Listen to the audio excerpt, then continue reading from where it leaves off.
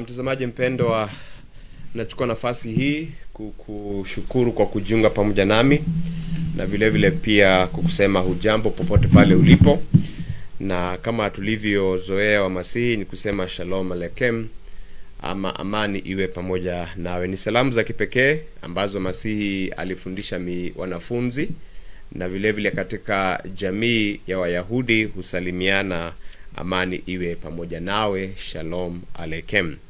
Tumeingia katika wiki nyingine mpya, na namshukuru Baba kwa sababu ya kuturuhusu tukaanza kipindi cha wiki hii. Kipindi ni karamu ya neno, na wiki hii tutajadili hali ya unono unaotoka katika Biblia, na unono huu ninamaanisha kile kinachoitwa mafundisho. Na kwa hivyo mimi kama muumini pamoja na wale wengine tunaojiita wa Masihi tunasema nguzo la imani yetu ni kitabu kitakatifu cha Biblia, na hivyo niruhusu nifundishe somo ambalo nimelipa kichwa Biblia, mwongozo wa Yawe wa maisha yenye faida. Ni ombi langu kwamba tutakapokuwa tunaendelea na msururu huu, na wakati wote tunapochukua kitabu hiki kuwa ni mwongozo wako, maisha yako yatakuwa ya faida, maisha yako yatakuwa ni ya ushindi. Na tuombe. Baba wetu uliye juu mbinguni, jina lako litukuzwe.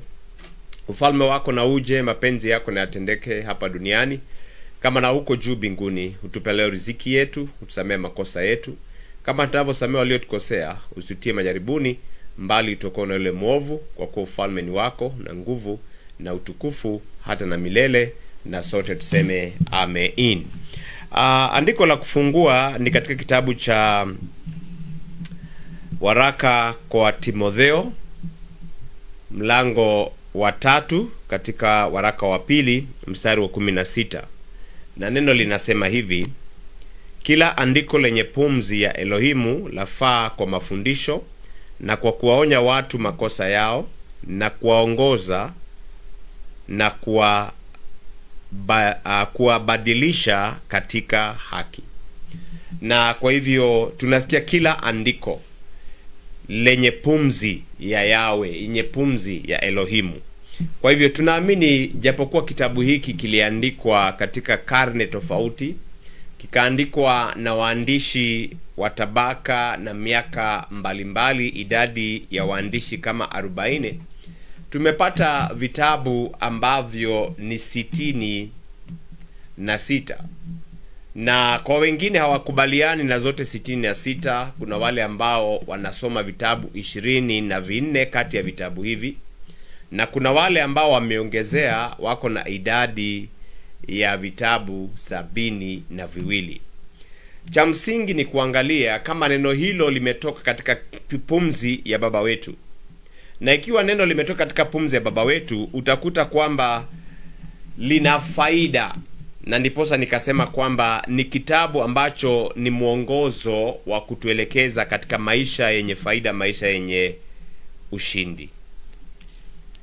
Utakubaliana nami kwamba kila kifaa kinachobuniwa ama kutengenezwa kina mwongozo, na neno hili mwongozo, najaribu kutafuta neno nzuri zaidi, lakini mwongozo nataka kumaanisha ile manyo. Unaponunua redio, unaponunua kitu, kuna manyo ambayo unapatiwa na yule aliyeunda kile chombo, na manyo hiyo unafaa kuitumia vizuri, ili kidude hicho ama kifaa hicho, kiwe ni redio iwe ni pasi, ukitumia kulingana na yule mwenye kukitengeneza, utakidumisha na kitakuwa cha faida kwako. Lakini ikiwa gari mwenye kuiunda aliunda ikiwa ni ya kutumia mafuta ya dizeli alafu kaiweka petroli, bila shaka gari hiyo itachapa na itakubidi utafute injini nyingine. Vivyo hivyo tunakubaliana na kwamba sisi tumeumbwa na sura na mfano wa Baba wetu Yawe, na yeye ndiye aliye na kusudi letu la kuwa hapa duniani. Na kwa hivyo kitabu hiki kinafaa kuwa ni manyo inayotoka kwa Baba, na kwa hivyo Biblia inatupa kanuni za maisha zinazo kio ya kiroho, mafanikio ya kijamii, kifamilia na hata kiuchumi. Katika mambo haya yote tumeyataja katika vipindi vyetu, tunajaribu sana kuangalia kwamba ni vipi tutafanikisha watu katika unono wa kiroho, ni vipi jamii zitakuwa zimekaa katika mauiano na maelewano, ndoa zisivunjike ovyo ovyo, ni vipi familia kuu kati ya wana kati ya mama na wana wakaelewana, kati ya baba na wana wakaelewana, wajomba, shemeji, nyanya na watu wale wengine, na hilo lingine ni hali ya uchumi.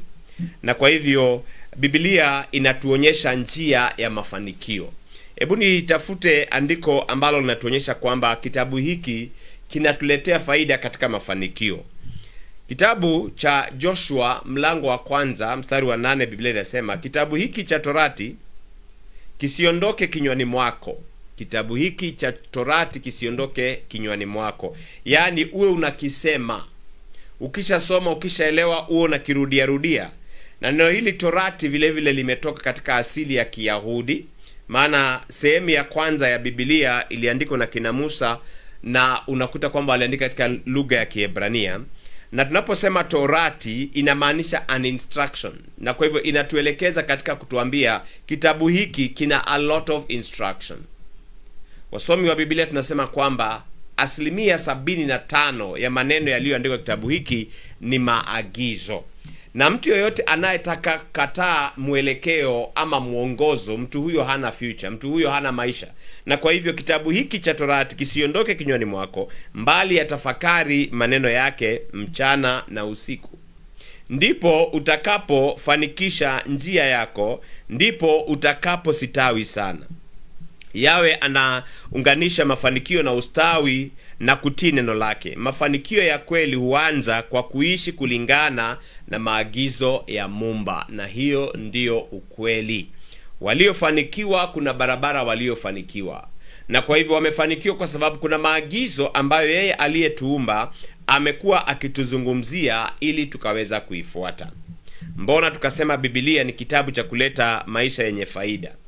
Jambo la pili, unakuta kwamba Biblia hutoa hekima na maamuzi ya kila siku. Kwa hivyo unaposoma Biblia, unapofanya maamuzi ya kila siku, unafanya kulingana na shauri la neno la Biblia.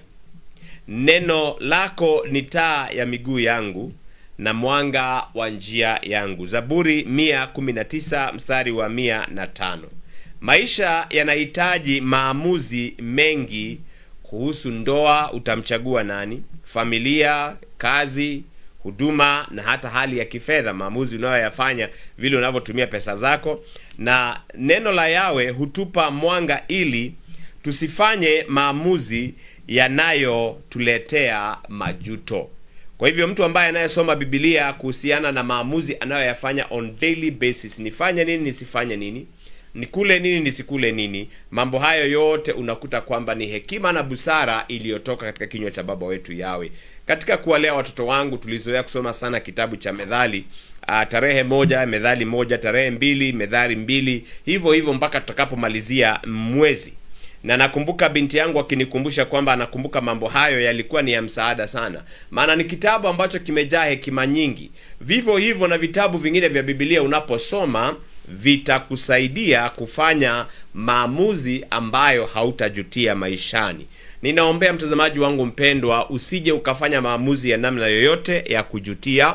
Na ikiwa uliyafanya, na basi ninakuomba ukajua njia iliyo ya kisawasawa na ukaweza kurejea katika njia. Na jambo la tatu, Biblia inafundisha kanuni za ufanisi na ustawi. Hakuna yeyote ambaye hataki kustawi. Na hivyo unakuta kwamba katika Methali 10 mstari wa 4, tumesoma andiko hili mara kwa mara, inafundisha kwamba mtu mwenye bidii atafanikiwa. Methali 11 mstari wa 3 inafundisha maadili na kanuni ya uaminifu.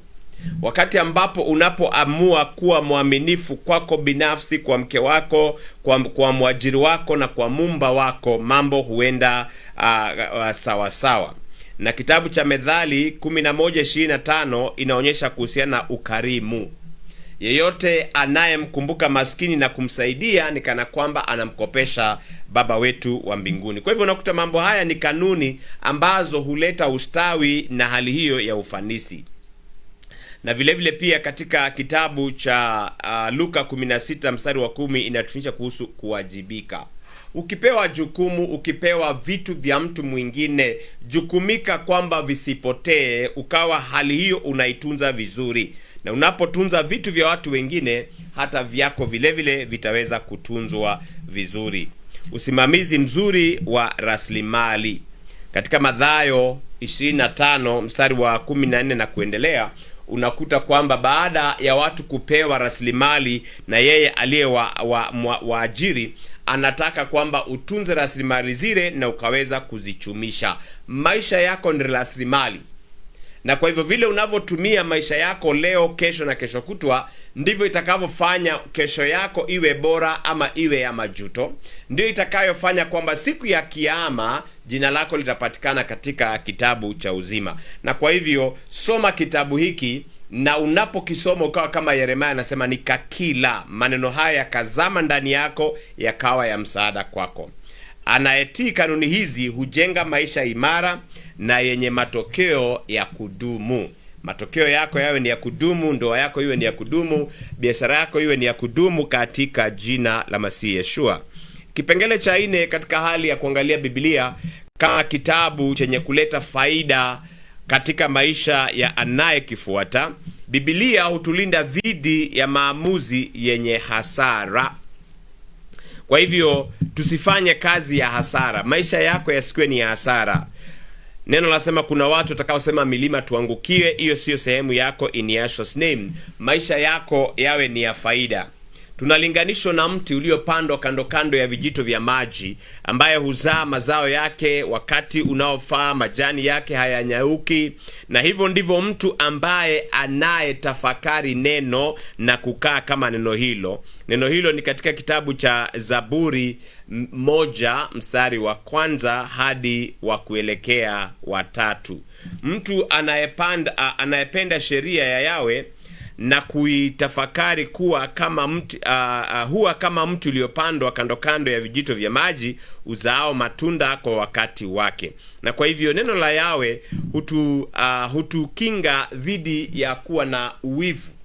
Unakuta kwamba wivu hautakusaidia, usiuone wengine wivu.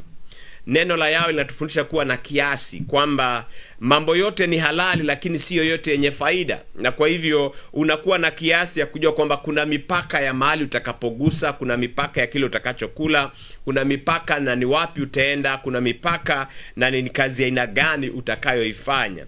Biblia vile vile pia inafundisha mtu ambaye matawi yake hayanyauki ni mtu ambaye hana kiburi. Inatuonya dhidi ya kiburi. Inatuonya kuhusiana na mahusiano ya ngono, mahusiano yale ambayo inasema usizini, usifanye uasharati. Inatufundisha kuhusiana na udanganyifu na maadili ya kila aina. Kutii Biblia hutuepusha na mateso mengi yanayosababisha na uchaguzi mbaya. Kwa hivyo inatusaidia tusifanye maamuzi ambayo sio maamuzi mazuri. Niruhusu twende katika break fupi, alafu tukaweza kuendelea kumalizia somo letu la Biblia, mwongozo wa kitabu chenye faida. The Messianic Men Fellowship warmly invites all men to the annual MMF Convention 2026 to be held from 24th to 27th June at Covenant Hall, Messianic Assembly of Yahweh, Tabuga Branch.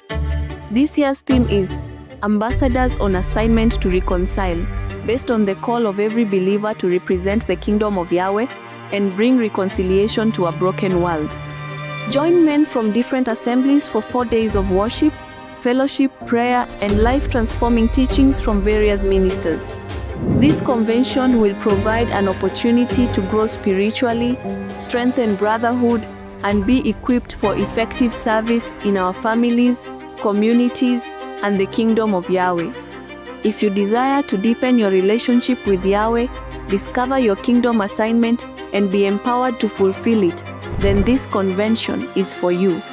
Mark the dates, 24th to 27th June 2026. Venue, Covenant Hall, Messianic Assembly of Yahweh, Tabuga Branch. MMF Annual Convention 2026. Ambassadors on Assignment to Reconcile. We look forward to fellowshipping with you. Shalom.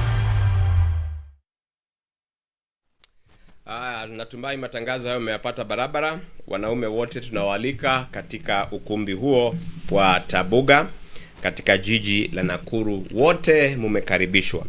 Na kwa hivyo vile vile pia katika hali ya kusoma Biblia na ukawa mchambuzi wa kusoma Biblia kila siku, unakuta kwamba Biblia inatutayarisha kwa kila kazi njema. Neno lasema katika kitabu cha Timotheo wa pili mlango wa 3:17, ili mtu wa Elohimu awe kamili, amekamilishwa apate kutenda kila tendo njema. Yawe ametupa Biblia ili itutayarishe kutimiza kusudi letu, iwe ni kusudi katika ndoa, iwe ni katika biashara, iwe ni katika huduma kama hii ya utangazaji, huduma ya wachungaji na makanisa, iwe ni katika kazi au iwe ni katika uongozi. Neno lake lina hekima inayohitaji ili kufanikiwa. Tunahitaji hiyo hekima ya kutusaidia tukaweza kufanikishwa. Na kwa hivyo tutakapozidi tukiendelea, tutakuta kwamba kuna mafundisho ambayo tutaenda tukiagusa moja baada ya nyingine, na mafundisho yale yote tunayoenda kuyafunza ni baadhi ya mafundisho msingi ambayo imani ya Wamasihi inaishikilia. Na kwa hivyo ninakuomba ukazidi kujiunga nami tunapoanza msururu wa mafundisho ya imani tunayoyazoa toka katika Biblia. Na neno lasema kwamba amebarikiwa mtu yule anayelisoma neno hili na kufuatilia maneno ya unabii huu katika kitabu cha Ufunuo wa kwanza, ama Ufunuo 1 au kianzia mstari wa kwanza hadi wa 3. Ni kumaanisha kwamba hakuna mtu yoyote ambaye hapaswi kusoma Biblia, na iwe ni desturi yako ya kusoma Biblia kila siku.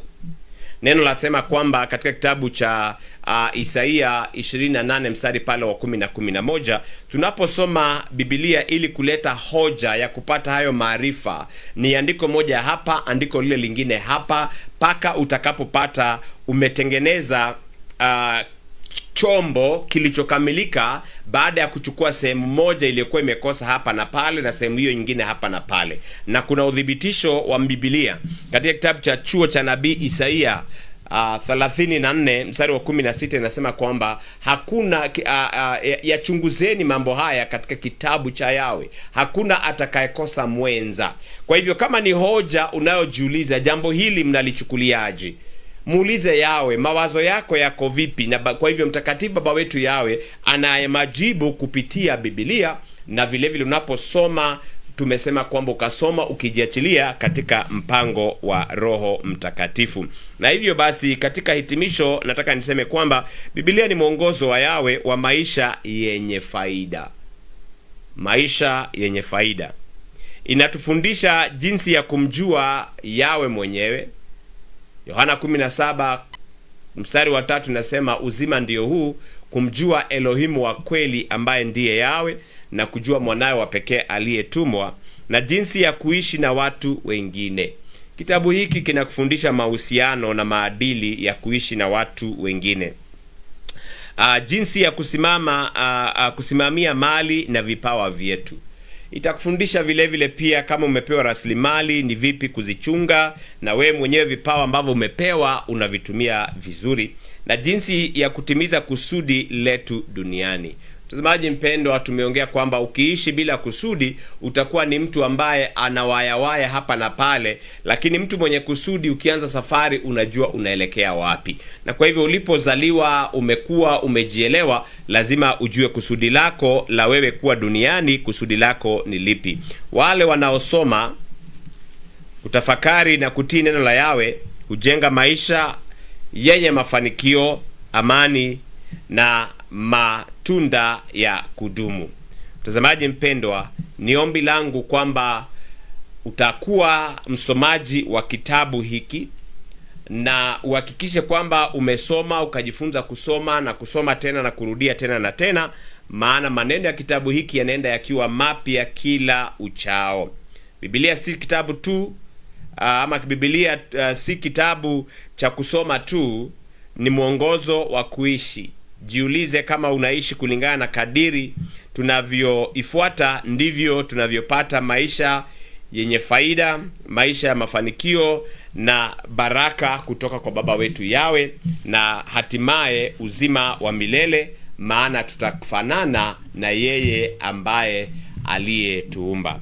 Hadi tutakapoonana tena katika kipindi kingine, ni mimi wako mchungaji SK Ng'ang'a. Asante sana kwa wale wote waliojiunga pamoja nami. Yawe akubariki na kukulinda, yawe akuangazie nuru za uso wake na kukufadhili, yawe akuinulie nuru za uso wake na kukupa amani, katika jina la Mwokozi wetu Yeshua HaMashiach.